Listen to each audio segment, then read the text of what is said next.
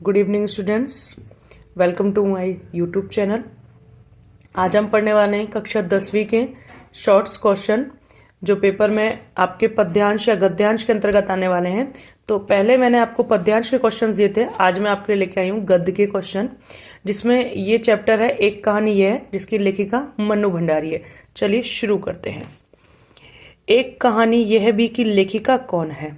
मन्नू भंडारी। पिता इंदौर से अजमेर किस कारण आए थे? इनके आर्थिक स्थिति अस्त व्यस्त होने के कारण। लेखिका बचपन में कैसी थी? काली और दुबली पतली। ध्यान रखिएगा कि जो उनके अंदर हीन भावना आई थी वो इसी कारण आई थी कि उनके पिता हमेशा उनको कंपेयर करते थे उनकी 2 साल बड़ी बहन से, क्योंकि वो गोरी चिट्ठी और हष्ट पुष्ट थी, जबकि लेखिका काली और दुबली पतली थी। लेखिका की बहन उससे कितने साल बड़ी थी? 2 साल बड़ी थी। नाम क्या था? सुशीला नाम था। ठीक है। लेखिका किन आंदोलनों का वर्णन कर रही है? 1946 से सन 1947 तक के आंदोलनों का। लेखिका के पिता ने अजमेर आकर क्या किया?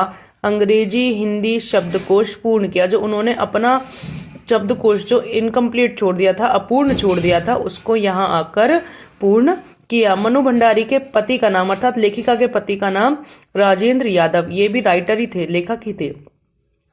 अजमेर के सबसे प्रतिष्ठित और सम्मानित व्यक्ति कौन थे? डॉक्टर अंबालाल।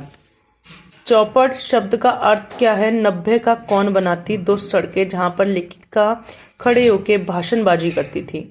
मन्नू भंडारी की रचना आपका बंटी किस विधा में है? उपन्यास विधा में है।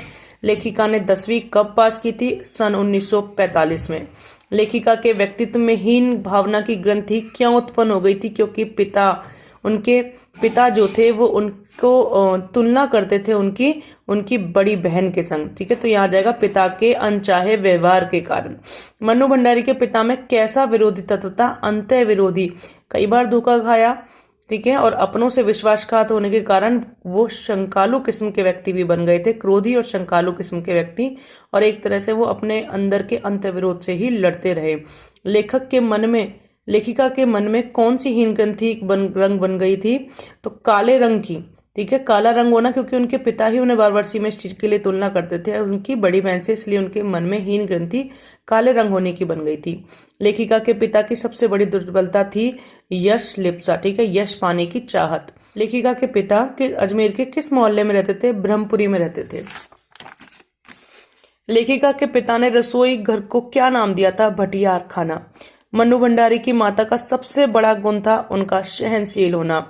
देखिए, एक क्वेश्चन ये भी आता है कि मन्नू भंडारी खुद ही कहती हैं कि उनके व्यक्तित्व में ऐसा कुछ नहीं था जो दूसरों पर प्रभाव डाल सके। वो शायद वो इसीलिए कहती हैं क्योंकि लेखिका की जो माँ थी वो व्यक्तित्वहीन महिला के रूप में सामने आती हैं, जो हमेशा दूसरों की मर्जी से चलना पसंद करती हैं कि उनके बच्चे, उनके जो पति हैं वो क्या सोचते हैं, उस हिसाब से वो अपने जीवन को चलाती थी। उसमें उनकी अपनी कोई राय नहीं थी। लखनवी अंदाज पाठ के लेखक कौन है? ये आपका लखनवी अंदाज आ गया, यशपाल। लेखक की पुरानी आदत क्या थी? कल्पनाएं करने की। सफेद पोश शब्द से क्या अभिप्राय है? भद्र पुरुष। लखनवी अंदाज पाठ में किस पर व्यंग किया गया है? पतनशील सामंती वर्ग पर। दिखावे वाली प्रवृत्ति जो यहाँ पे है। खीरा किसका प्रतीक है? साधारण वर्ग का।